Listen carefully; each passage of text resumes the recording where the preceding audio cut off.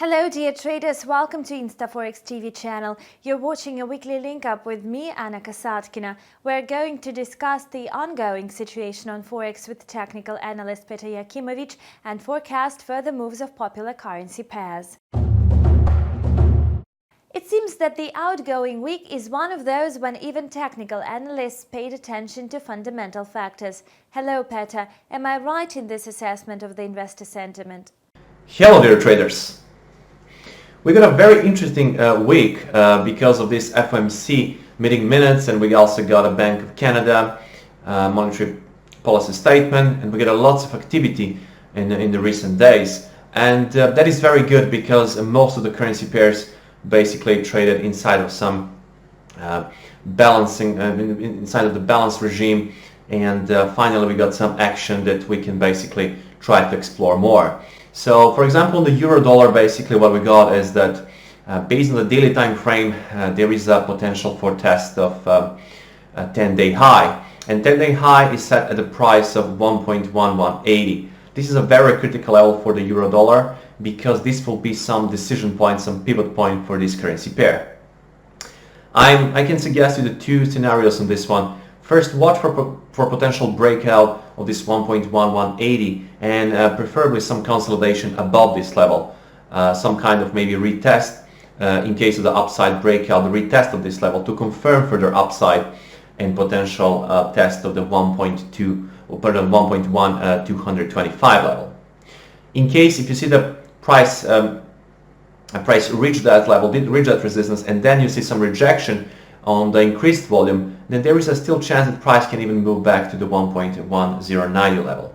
Again, the trend is upside. The weekly candles looks, there is no, we got a higher highs on the weekly candles, but there is always chance again that near this important pivot level we might see some rotation down. So watch carefully for 1.1180 level to see, watch for the breakout and then preferably some kind of consolidation above this level to confirm the upside. Otherwise, you can watch for selling opportunities if you see any rejection with a target at the 1.1090. The pound sterling also strengthened amid yet another extension of the Brexit deadline and a rate cut by the Federal Reserve. What would be your recommendation in respect of the pound-dollar pair?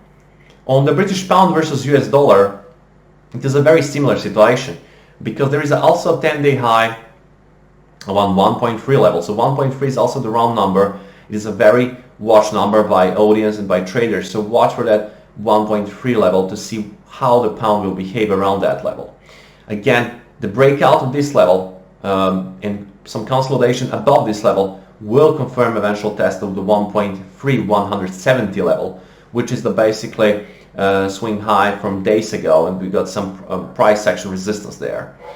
If you see, for example, some rejection of 1.3 or even the pound cannot test that and start to rotate before that, that can be a basically sign for some downside and potential test of the 1.2812 level.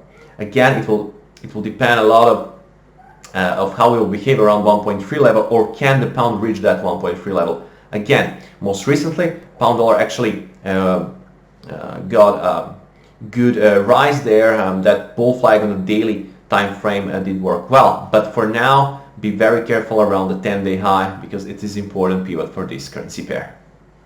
Additionally, we would like to hear your point of view about the risk sentiment on the market.